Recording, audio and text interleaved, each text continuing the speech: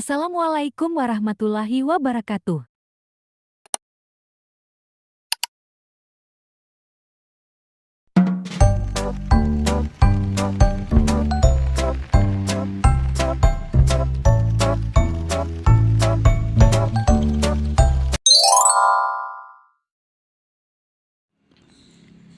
Saya akan membahas jurnal penerapan metode speed reading dalam pembelajaran membaca untuk meningkatkan hasil belajar siswa di SMKN 3 Takalar. Berikut adalah tanggapan saya terkait dokumen yang terlampir dalam bahasa Indonesia sesuai dengan konteks dokumen tersebut. Kajian penerapan metode speed reading dalam pembelajaran membaca siswa kelas 10 TKJ 3 SMKN 3 Takalar membahas proses dan peningkatan pembelajaran membaca menggunakan metode speed reading. Penelitian ini bertujuan untuk meningkatkan kemampuan membaca cepat siswa dan hasil pembelajaran. Jenis penelitian yang digunakan adalah penelitian tindakan kelas atau PTK. Teknik analisis data yang digunakan adalah analisis deskriptif kualitatif dan kuantitatif. Berdasarkan hasil penelitian, proses penerapan metode speed reading dalam pembelajaran mampu meningkatkan hasil belajar siswa. Hal ini terlihat dari peningkatan aktivitas dan prestasi belajar siswa pada setiap siklusnya.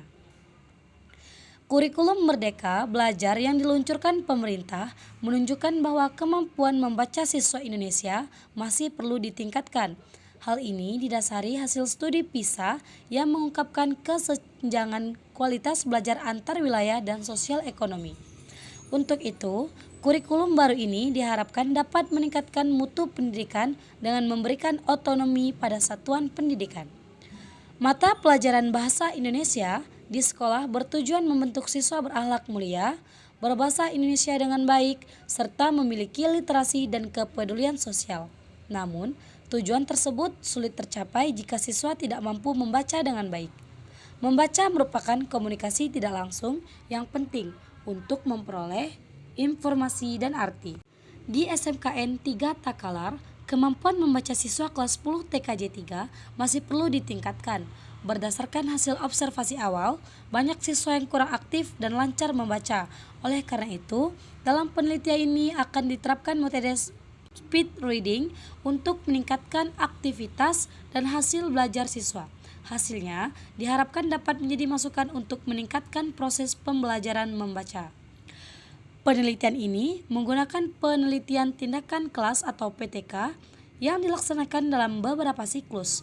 Subjeknya adalah siswa kelas 10 TKJ 3 sebanyak 20 orang. Teknik pengumpulan datanya menggunakan observasi dan tes tertulis. Data dianalisis secara kualitatif dan kuantitatif. Hasilnya diharapkan dapat mendeskripsikan proses dan peningkatan hasil belajar siswa setelah penerapan metode speed reading. Berikut adalah kelebihan dan kekurangannya. Kelebihannya, 1. Menggunakan metode penelitian tindakan kelas yang bersifat partisipatif untuk meningkatkan kualitas pembelajaran secara langsung di kelas. 2. Terfokus pada peningkatan hasil belajar membaca siswa melalui penerapan metode speed reading. 3. Menggunakan teknik pengumpulan data yang variatif, yaitu observasi dan tes tertulis untuk melihat proses dan hasil secara komprehensif. 4. Dilakukan secara sistematis melalui siklus-siklus evaluasi untuk meningkatkan hasil secara berkelanjutan. Kekurangannya, 1. Cakupan subjek penelitian hanya kelas 10 TKJ 3 saja, sehingga hasilnya kurang representatif untuk seluruh siswa. 2. Belum mengkaji faktor-faktor lain yang berpotensi mempengaruhi hasil belajar membaca siswa. 3. Tidak ada uji validitas dan reliabilitas terhadap instrumen penelitian sehingga akurasi datanya belum diketahui. 4. Belum mengkaji dampak jangka panjang penerapan metode terhadap kemampuan membaca siswa. Berikut evaluasi saya terkait bahasa dan penulisan dalam dokumen tersebut. Dari segi bahasa, 1. Bahasa yang digunakan cukup baku dan komunikatif sesuai dengan karakteristik penulisan ilmiah. Penulisan kata dan kalimat masih sederhana namun lancar sehingga mudah dipahami. Ketiga, Istilah-istilah ilmiah terkait metodologi, penelitian, dan konsep yang dibahas seperti penelitian tindakan kelas, speed reading, dan lain-lain ditulis dengan tepat. Dari segi penulisannya, 1. Sistemika penulisan dengan bagian-bagian seperti pendahuluan, metode, hasil yang jelas membantu pembaca memahami alur penelitian. 2.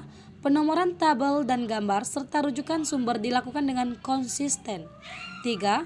Format penulisan sesuai dengan pedoman penulisan karya ilmiah seperti penomoran halaman, spasi, margin yang memudahkan membaca. 4. Uraian ringkas tetapi cukup jelas sehingga pembaca dapat memahami inti ide dengan baik meski belum secara mendalam. Berdasarkan observasi saya terhadap isi dan bentuk penulisan dokumen tersebut, saya berpendapat bahwa dokumen tersebut dapat dikategorikan sebagai karya ilmiah meskipun belum sempurna. Beberapa alasannya: 1. Memiliki bahasan yang bersifat akademik yang bertujuan meningkatkan pemahaman terhadap suatu masalah di bidang pendidikan melalui penelitian. 2. Menguraikan latar belakang masalah, tujuan, metodologi penelitian secara sistematis sehingga memiliki kerangka thinking ilmiah. 3.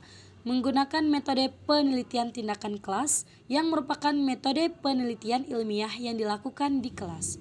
4. Menghasilkan data primer melalui observasi dan tes yang kemudian dianalisis secara kuantitatif dan kualitatif. 5. Menjadikan hasil penelitian sebagai bahan evaluasi untuk perbaikan proses pembelajaran.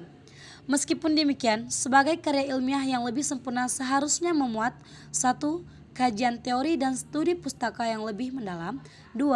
Penjelasan metodologi yang lebih rinci. 3. Analisis data dan pembahasan yang lebih mendalam. 4. Simpulan dan saran yang jelas. Berdasarkan evaluasi saya terhadap karya ilmiah ini, saya merekomendasikan kepada orang lain untuk 1.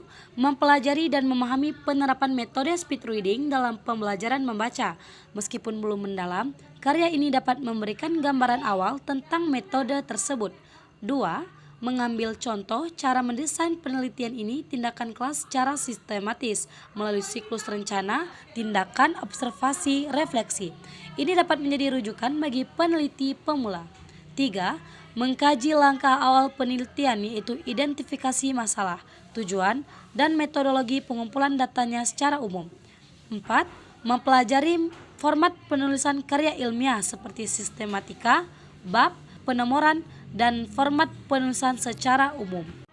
Namun, saya tidak merekomendasikan karya ini untuk mendalami secara mendalam konsep dan teori terkait metode speed reading, menjadikan sebagai rujukan utama dalam merancang penelitian yang lebih kompleks, menarik kesimpulan yang bersifat umum atas hasil penelitian ini karena cakupan dan analisisnya yang terbatas. Berdasarkan evaluasi saya terhadap karya ilmiah berjudul Penerapan Metode Speed Reading dalam Pembelajaran Membaca untuk meningkatkan hasil belajar siswa di SMKN 3 Takalar, saya dapat menarik kesimpulan berikut. 1.